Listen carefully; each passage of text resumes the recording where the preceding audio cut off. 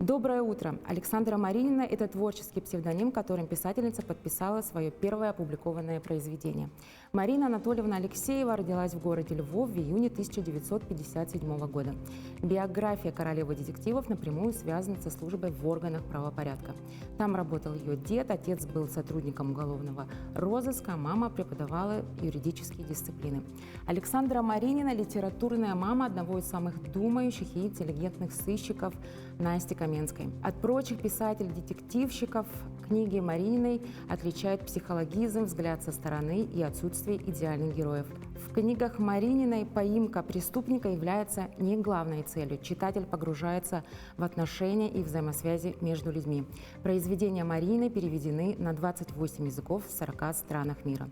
Сегодня в рубрике «Книжная полка» на телеканалах Якутия-24 НВК Саха мы поговорим с вами о новом детективном романе, который называется «Другая правда», вышедшим из-под пера Александры Марининой, который является юбилейным 50-м по счету. Серия про Анастасию Каменскую многим знакома из сериала, вышедшего в конце 90-х.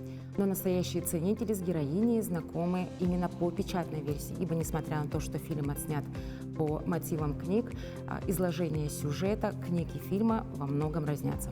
В основу сюжета нового детектива, который называется «Другая правда», положено уголовное дело 1998 года, которое попадает случайно в руки журналиста из Тюмени.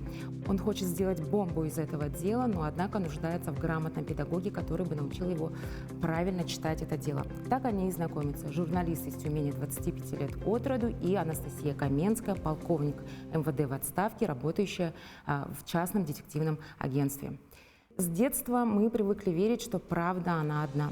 Она как белый камешек в куче черного щебня. Достаточно ее перебрать, и она обязательно найдется. Та единственная, непоколебимая и неоспоримая правда. Но так ли это? Когда-то очень давно в одной из московской коммуналки было совершено тройное жестокое убийство родителей и ребенка. Подозреваемый сам явился с повинной, его задержали, состоялось следствие и суд.